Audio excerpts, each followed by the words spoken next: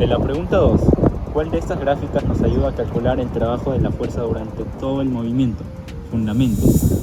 Bueno, dentro de la pregunta 2 teníamos 3 gráficas, las cuales evaluaron diferentes cosas, como por ejemplo la fuerza y el tiempo, la posición y la fuerza, o el tiempo y la posición, cosas de ese estilo. Pero primero tenemos que tener en cuenta qué es el trabajo. El trabajo es la fuerza y la distancia. Entonces, teniendo eso en cuenta, ¿cuál de las 3 gráficas nos sirve? Obviamente la de la posición y la fuerza, ya que es distancia y la fuerza. Entonces, es por eso que esa gráfica es la que nos brinda más información y la que tiene más sentido y coherencia con respecto al trabajo.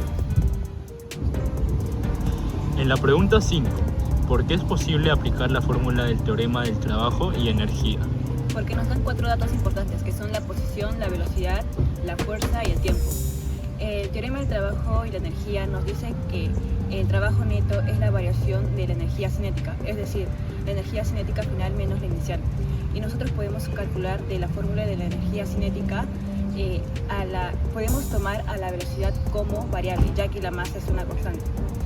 Y así podemos calcular las variaciones respecto a la velocidad.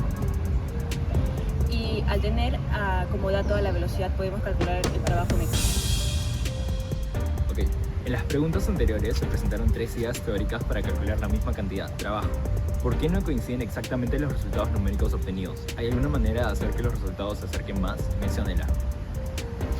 Bueno, en los 3 métodos presentados anteriormente, descubrimos que hay una variación mínima en los 3 resultados.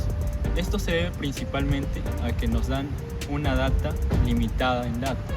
Lo que podríamos hacer para aproximar mejor esto sería obtener más datos en los intervalos que nos faltan. Por ejemplo, si yo tengo un tiempo 1 y nos dan el dato 1 y el tiempo 2 y nos dan el dato 2, la variación va a ser mayor. En cambio, si nos dan los datos dentro de ese intervalo de tiempo, sería mucho más aproximada y menos variante en general.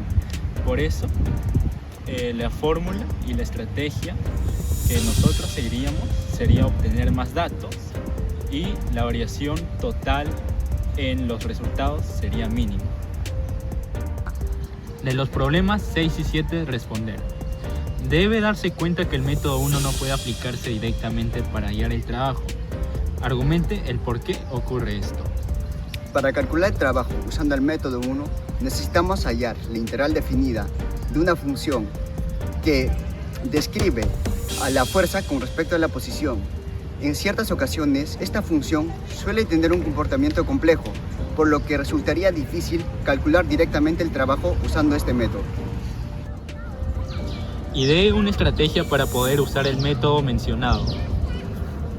Bueno, como mi compañero mencionó en la pregunta anterior, que para realizar el método 1 hay un comportamiento muy complejo. Entonces nosotros ideamos una solución para poder realizar este método, la cual sería dividirlo por partes y luego integrarlo a eso y sumar esas integrales. Bueno, para hallar eso el trabajo neto. ¿Cuál de los otros métodos estudiados funcionan correctamente sin hacer ningún cambio? Fundamente. El método 3 es el que funciona correctamente, sin hacer ningún cambio, ya que se requiere solo de velocidad inicial y velocidad final, la cual las velocidades nosotros nos dan como dato.